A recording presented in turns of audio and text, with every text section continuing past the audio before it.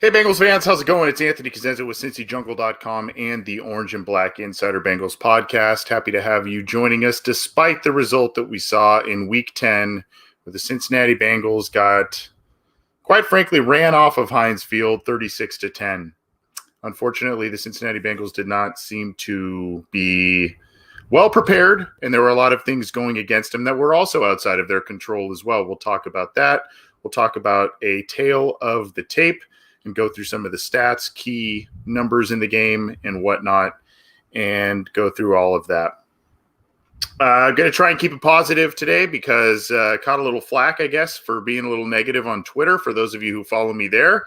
So I'm going to do my best to try and keep things as positive as possible because I guess that's what people need at this moment in time. Facts, figures, and some realism is probably not what's needed, especially an hour or so after a loss like this. So I'm going to do what I can to be as positive as possible and take what we can from this game and move on. Bengals lose 36-10. It really was a story of self-inflicted errors, a story of some bad calls not going their way by the referees. Surprise, surprise. And of course, the weather, a depleted roster because of the COVID situation and because of the, other injuries, all kinds of things that were going against them in this game. It is what it is. And, unfortunately, the Cincinnati Bengals came out of – this is the thing that really kind of gets me the most about this. And I know that there is a lot of, like I said, a lot of ancillary things that were not in their control that really played against them. Some calls, and we'll talk about those, some calls by the referees that went against them. The weather, you've probably, if you've watched or heard me in any kind of recency, you would have heard about my emphasis on getting players who can play well in bad weather when the months get later in the year, because all four of the AFC North venues are outdoors and all four of the AFC North venues are in areas of kind of some inclement weather. So, you need to have a quarterback that can weather the storm. If you want to use that pun, you got to have a good running game, solid blocking, all those things. All these things need to kind of play in your favor when you play in a venue like this, and especially when you're on the road against a good team. That's just kind of what it is. But the big thing, all of those things, like I said, the injuries, the COVID stuff, the referees, all of that was outside of their control. You can't really control that kind of stuff. What you can control is how you prepare with 2 weeks of time and how you come out of a bye week. And unfortunately, if we're taking this thing at face value, the Bengals did not use their bye week very well. And if you watched the post-game press conference by Zach Taylor, he put the blame of the loss on himself and kind of said this is a coaching issue, et cetera, et cetera, et cetera. Okay. Take that for what you will. I think that's also kind of a two-way street type of thing. I think the players need to respond. I think they need to do their due diligence, watch film, whatever they need to do during this time, as well as the coaches do their thing. The Bengals, though, for their part, they didn't have 4 assistant coaches come with them on this trip because of the COVID situation. So, that plays a factor into what's going on and what we saw today as well. You just can't sugarcoat that. And you can't gloss over that. There are a lot of factors that played into today, some outside of their control and some within their control. And I think, maybe how they prepared through the bye week, their game plan, et cetera, that was not well executed, maybe not even well prepared, but also, when you're playing against more than one team, so to speak, it also makes things a little bit difficult. I guess we'll go over some statistics first. We'll go there, and we'll talk about some of the things there. I think the biggest thing, and please correct me if I'm wrong, I tried to do some studying and look up some things. I don't think the Bengals converted on a third down today. I know it was 0 for 10 late in the third quarter. Kind of quite honestly, as the game got really out of hand and late, I was kind of in and out of the room of watching it, and but looking at some of the drives, I didn't see any other third down conversions. So I saw some fourth down conversions. Obviously they had the 4th and goal touchdown in the second quarter. That was a biggie, 91-yard drive, a really nice statement that you thought would get the team back into the game right there. So you like what you saw there, and a nice response. But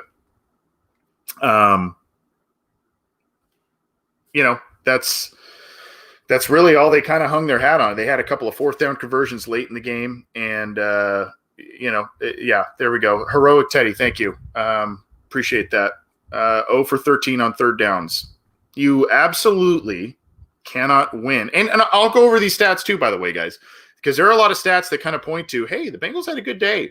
They were running the ball well. T. Higgins had a 100-yard day.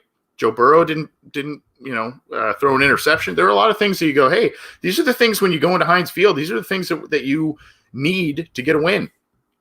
When you go 0 for 13 on third downs, and thank you again, Teddy, I appreciate that.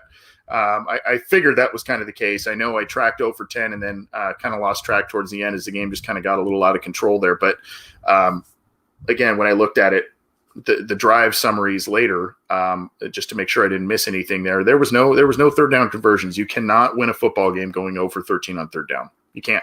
And you can, again, attribute that to the weather. You can attribute that to the the COVID situation and some of the coaches not being there, all of that. But a lot of these people are saying, stop making excuses and place blame where it is. Okay. Against an 8-0 team on their home field, you're not going to win the game going over 13 on third downs. That's just the reality. I love Joe Mixon. I think we all love Joe Mixon. He brings a lot to this team. But the fact that the Bengals, ran for, I think it was close to 150 yards. We'll double check that in just a second. But when they ran for that much in this game, you kind of go, well, what's going on with that situation? Because really only Joe Mixon has been able to get some things going against Jacksonville. Obviously the offensive line and what they had to put out there was kind of a work in progress. A lot of different guys in a lot of different spots. You had Quentin Spain playing right tackle. Alex Redmond again in at right guard, but there were some issues there. There were some issues across the offensive line, and unfortunately just not a clean game by any stretch of the imagination today. So let's get to it. Let's go to some of the statistics and go through the tales of the tape, courtesy of NFL.com. This you can see here on the left, there's a drive summary. We'll talk about that in just a second, but let's focus more in on the right here. If you can see my screen, kind of a pedestrian day from Joe Burrow. A little over 50% completion percentage, 213 yards, the touchdown, no interceptions, which is, that in itself is pretty impressive, not only against this Steelers defense, its pass rush, et cetera, but also just in the weather and all that kind of stuff. You got to like the fact that he didn't throw an interception. Kind of a running back by committee here. Some of it was in garbage time, mind you, but and of course you got the 39-yarder from Sean Williams on the fake punt that kind of boosts the stats here, but you had 7 for 48 from Pirine. That's close to a 7-yard per carry average. You had 8 for 30 by Bernard. That's almost a 4-yard per carry average. 5 for 22 at almost 4.5 yards a carry for Travion Williams. So, the Bengals were running the ball. Maybe I think some of that was attributed to the fact that the Steelers had kind of a big lead and they were allowing the Bengals to kind of take a little bit of yardage, especially in the second, third quarters, maybe even the fourth quarter there. And then, of course, the 39-yarder from Sean Williams. But that wasn't really an issue today. When they ran the ball, they were relatively effective. That was not an issue. And then you go down to the receivers here. T. Higgins, 7 catches, 115 yards. You got to like that. Here is the biggie, though, guys. You see Boyd had kind of a 6 catches on 8 targets. Auden Tate, 2 catches, 24 yards on 4 targets. Gio Bernard, 4 catches on 7 targets. Those are supposed to be the high percentage passes to your running backs. Those are the ones you're supposed to complete and even sometimes utilize as a run play to net you 5-6 yards on an early down. And you can see here the Bengals were a little over 50% in terms of completions to Gio Bernard. So not ideal there. 1 catch on 2 targets by Drew Sample. I kind of thought Drew Sample was maybe going to be due for a big day today. Not really an impact there. Samaje Perine, 1 catch, 7 yards. And then here's the big one, guys. 0 catches on 5 targets from A.J. Green. A bunch of different defenders were kind of guarding him. Joe Hayden was kind of the one. And by the way, if you follow Joe Hayden's and A.J. Green's careers, both great careers, these are guys that battled it out at Florida and Georgia in college and have carried that into the NFL, both with Hayden being on the Browns and the Steelers. He was all over Green today in a good way for the defensive back. He was very active. He also pried one away from Auden Tate that I saw too. So it was a good day from Joe Hayden, who seems to just really, really play well against the Cincinnati Bengals. He's had a little bit of an up and down career, largely solid, but he has really proven his worth against AJ Green in his career. So 0 catches on 5 targets to AJ Green. That disparity of catch to target issue remains there. You had the big fumble from Alex Erickson. The Bengals get a stop right away, and Alex Erickson gets a decent little punt return there. And as he's going to the ground, the ball gets punched out from behind. He loses that fumble.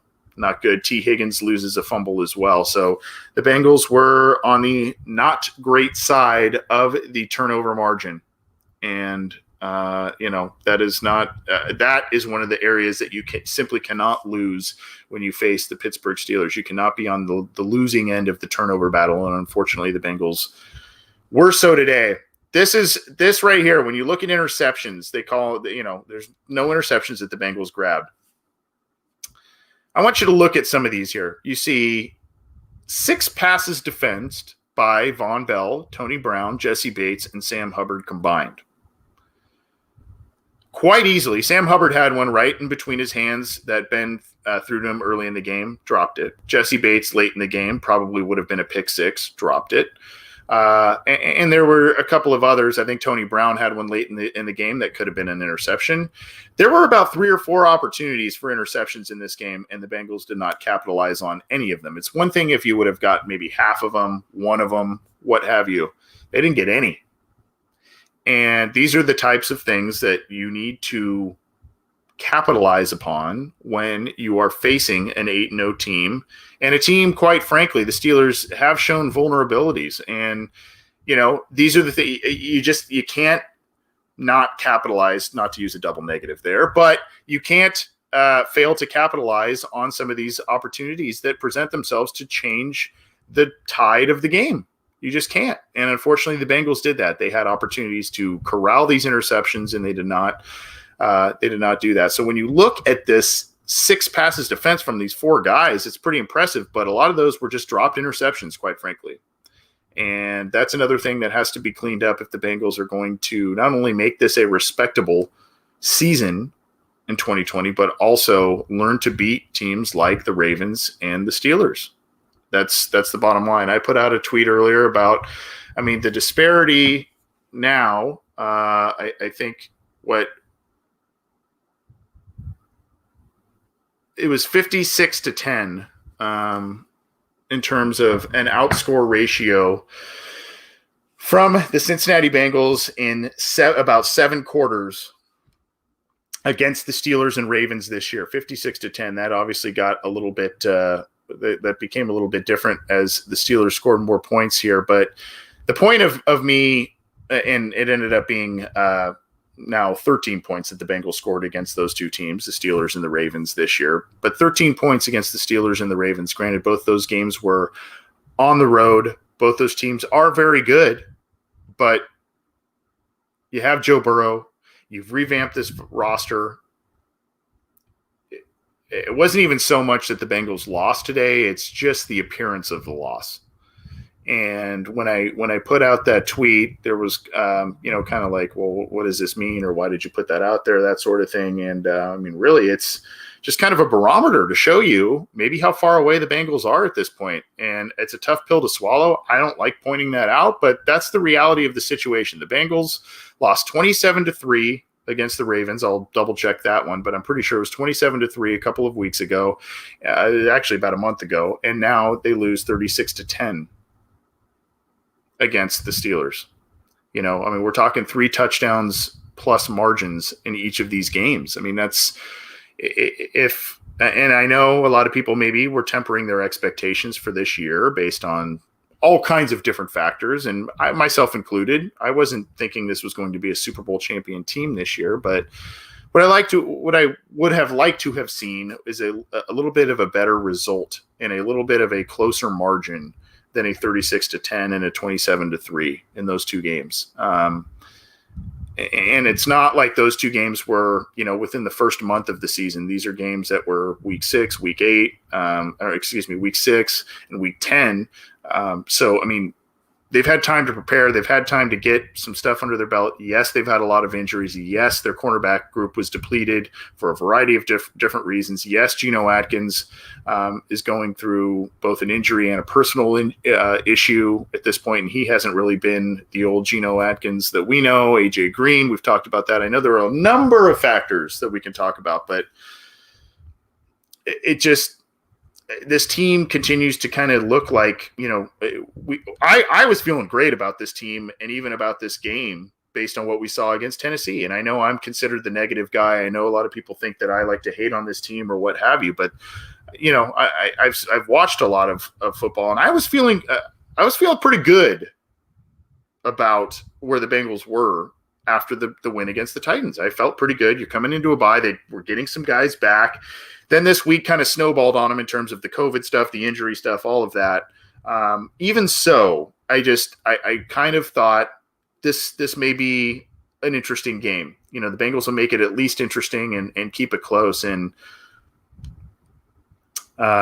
pretty disheartening in terms of the end result here. So leading tackler Tony Brown, the guy who was pressed into starting duty because of Darius Phillips, the injury there, and LaShawn Sims, the injury there. And then, of course, Mackenzie Alexander ended up leaving the game early as well. And we'll show you Ben's stats because he took full advantage of that, despite the Bengals dropping a number of interceptions. Jesse Bates, you see there, 7 tackles, and William Jackson was burned a time or two on Sunday night. Jermaine Pratt, it's just kind of a lot of and then if you look throughout, guys, unfortunately,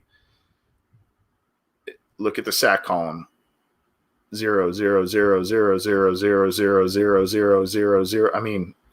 They're not generating pressure. And that is without Geno Atkins. That is without DJ Reader. That is without a lot of guys. But, Sam Hubbard was back this week. Carl Lawson had a couple of nice plays, but nothing really to fully, write home about. So they're not generating pressure, and you're not, if you're going 0 for 13 on third downs on offense and you're not generating pressure on defense, you're not going to win the game. Ben Roethlisberger, 333 yards, 4 touchdowns, 0 interceptions. When you looked at the depleted cornerback group by the Cincinnati Bengals, you kind of figured this was going to happen. It was just a matter of if the Bengals were going to be able to play catch up, keep up, and surpass the Steelers in terms of points, production on offense, etc. James Conner, look, this is the other thing that pointed to a Bengals. If you were to tell me that James Conner was going to have 36 rushing yards and a 2.8 average, Benny Snell was going to have 12 yards, and if you're going to say that Steelers rushed for 50 yards in this game, I would have for sure said, oh, that's a Bengals win. For sure. Even if Ben threw for 300 yards, etc. The Steelers love to run the football, and they love to run the football against the Cincinnati Bengals, and they love to do so with a lead. So when I see this stat line, you look at it and you go, wow, the Bengals did a great job against the run today. And there wasn't a lot of rushing attempts. You see 16 attempts just between Snell and Conner, but I think they wanted to exploit the Bengals' depleted defense, and I think they wanted to, unfortunately, I hate to say it, I think they wanted to wait until the Bengals made their inevitable mistake, take advantage of it, and use the passing game to make them pay for that. I think that's kind of what was a little bit of the storyline today. And again, you see James Conner, 13 carries for 36 yards. I would have thought it would have been a much more devastating stat line there, but the Bengals did a good job in stopping the run today. They really did. You see Deontay Johnson had a big game. Juju Smith-Schuster had a big game. And, of course, Chase Claypool had a big game as well. 4 touchdowns. That's where Big Ben's 4 touchdowns went to. 1 to Johnson, 1 to Schuster, and 2 to Claypool. So Eric Ebron only had 2 catches, but a couple of them, the 2 that he had were very big. 2 catches on 6 targets, by the way. And if you look again, maybe it's weather, but also the Bengals defense kind of for a while were doing what they needed to do to keep this team in the game. You know, it was turnovers on offense. It was the special teams turnovers. It was a lot of different things that were just not working in their favor. And you see, 116, 77, 56, 38 from those top targets there. Ebron, his 2 catches, one definitely was on a 3rd and long. That was just kind of a floater thing, and that was kind of a backbreaker type of play. So,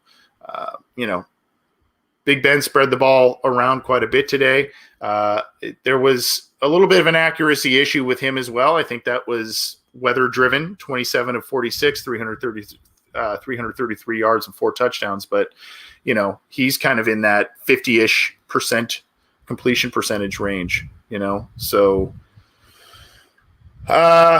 and then you see here T.J. Watt, 2 sacks, Spillane, a sack, Bud Dupree, a sack, and that one,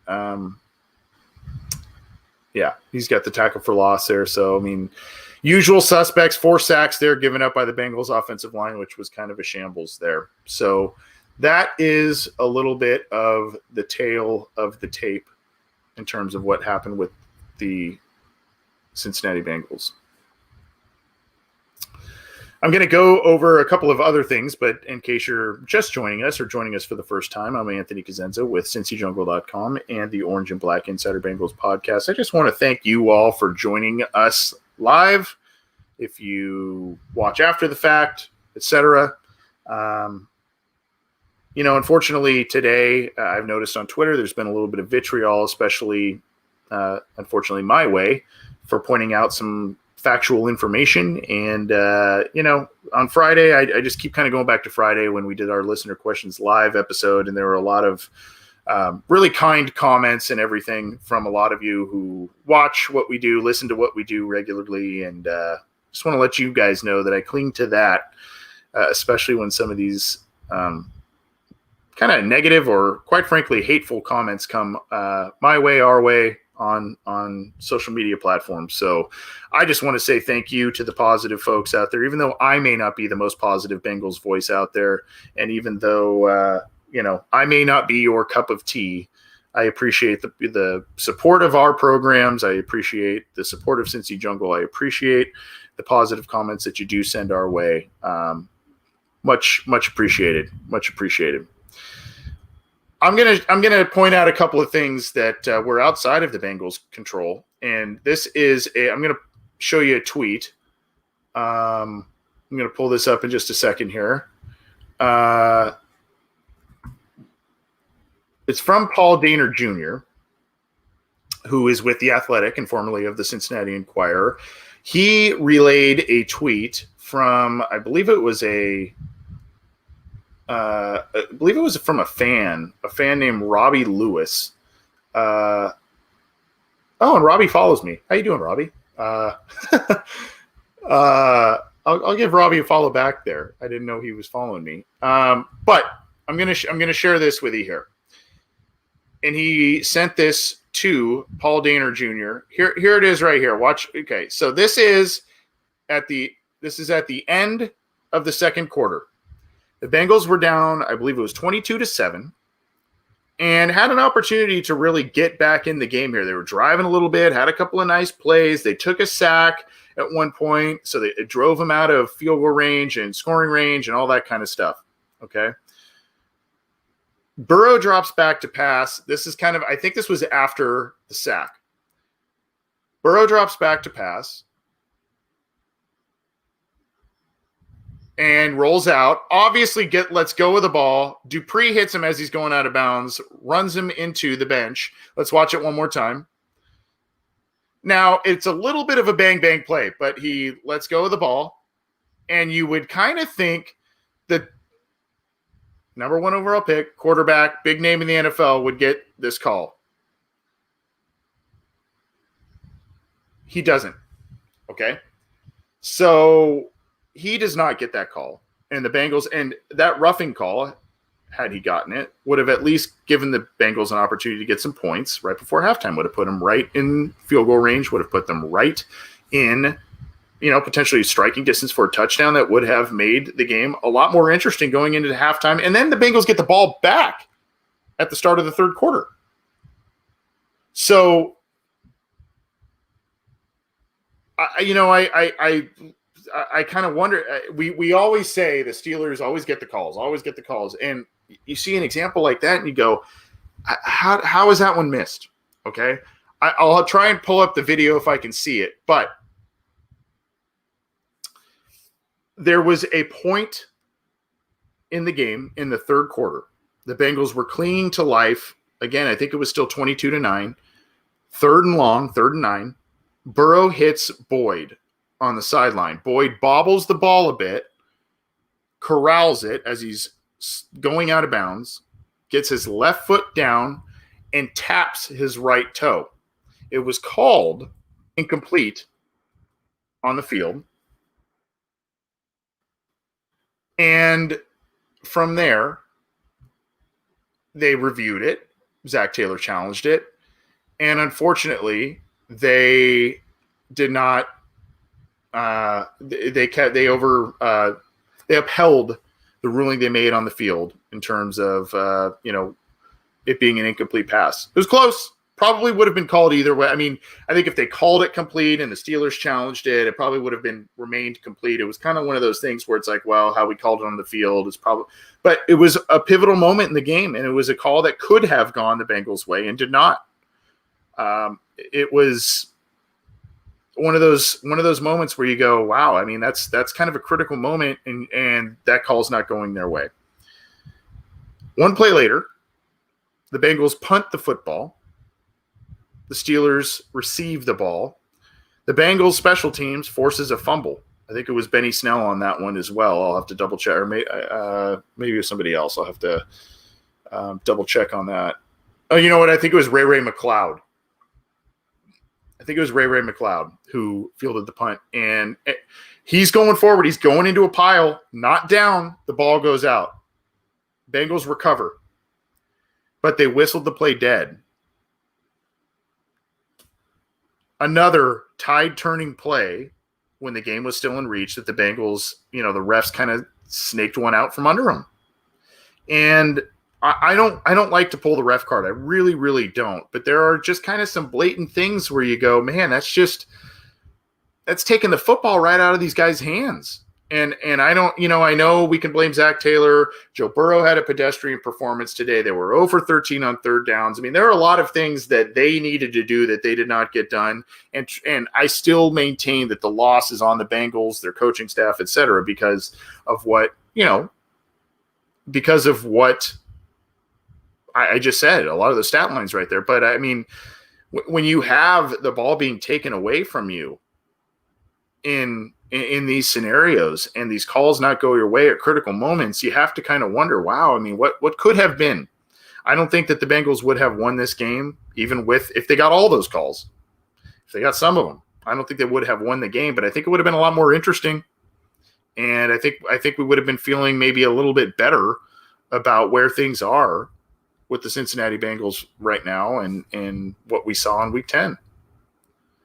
I'm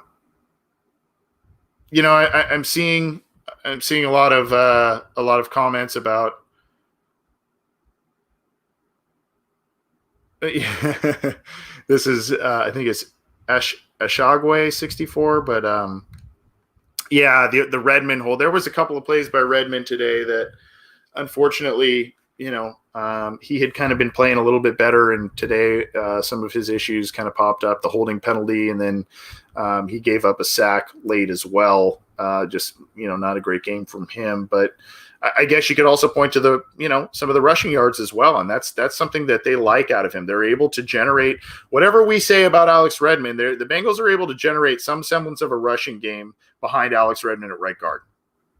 And whatever the rest of the offensive line, I mean, that's kind of a reality. You can go back to the end of 2018 when the running game started to resurge after not doing much of anything throughout the rest of the year. And then he came in and started at the end of that year. Same thing at the end of 2019. And then, you can look to a couple of games so far this year, and the Bengals have been able to run the ball when Alex Redmond's in there. But the problem is it's actually kind of a problem across the offensive line, whether it's Bobby Hart or Alex Redmond. There's a lot of passable plays in terms of grading a play. There are a lot of like, hey, okay, nice play. A couple nice plays in there. A lot of passable grade plays in terms of what they do.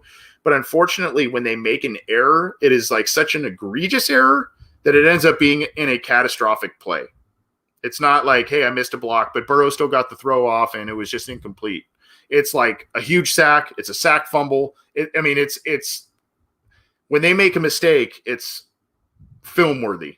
And, unfortunately, that's just kind of the nature of how they play offensive line and kind of the ebbs and flows of their careers, Bobby Hart and Alex Redmond. That's just kind of the thing. Bobby Hart has been playing better. He's been playing some of his best football before getting injured against the Titans. But, there's like those one or two instances in a game where those guys let up a bad play and it's like catastrophic. And unfortunately, we saw a little bit of that against Alex Redmond. And against poorer teams, they can get away with that and sneak away potentially with a win. Not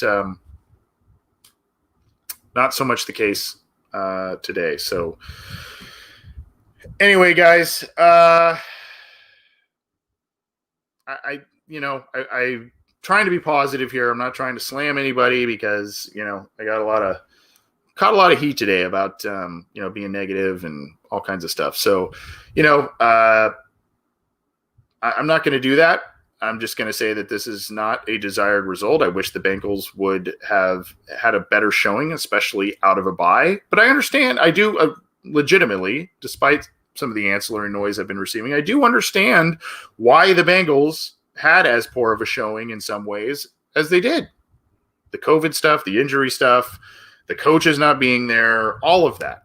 I mean, I under the weather. I understand all of that. But, at some point, if you're the Bengals, you got to rise above. And unfortunately, today and a couple of weeks ago against the Baltimore Ravens, it kind of did show how wide the chasm is between the Bengals and those teams that constantly rule the AFC North. The Bengals have some work to do. I think they're gonna. I do think they're gonna rattle off some wins. I think they're going to beat a lot of these teams that maybe aren't as strong towards the back end of their schedule. I am curious about the Miami game. Miami's starting to turn it on a little bit. Tua played pretty well today. I am curious about that Miami game, but there seems to be a lot of winnable games on the back end of their schedule. The Giants, the Washington football team, and the Cowboys, who appear to be a mess, and a lot of these games. And I think you can look at that as in two different ways. I think you can look at potential wins there as, is this fool's gold, or are the potential wins something to kind of say, hey, we're building momentum. We're not quite with the Baltimore, Pittsburgh level of teams quite yet, but another offseason of added talent, and we'll be right there. Maybe. I mean, I think the Bengals have their quarterback, so that's good, but they got to shore up some other things. Again, a lot of things pointed to a potential Bengals win today. The running game disparity between the teams was a big one. Joe Burrow not throwing an interception, that was a big one. But unfortunately, the Cincinnati Bengals, their pass defense was just depleted from a number of different standpoints in personnel. And, unfortunately, the 0 for 13 on third downs is that pretty much says it all. So, well, guys, I'm a little bit speechless after this one. I know it's late for a lot of you, and I appreciate you all tuning in. I appreciate you all who watch what we do here. Not just me, but a lot of different faces and names that you see on cincyjungle.com. We all appreciate it, from us to you. We appreciate the support that you give all of our shows and our website. We do this. We really, truly do this for you. We really try and bring you a lot of great coverage and bring you opinion and emotion and analysis and data and all of that. We do that for you guys. So we just appreciate your support. We appreciate you guys tuning in. And hey, we'll see you. We'll see you next week. We've got a lot coming up this coming week. We've got the Monday News Jump. We've got a Wednesday night show on the Orange and Black Insider Bengals podcast, a deep dive show. We're going to probably do some more listener questions live again on Friday. And then, of course, we've got the pregame show by Narragansett Beer. So join us for that. And we'll also have Orange is the New Black, the New Stripe City podcast. That'll be on our channel. So check out what those guys do, Ace and Zim.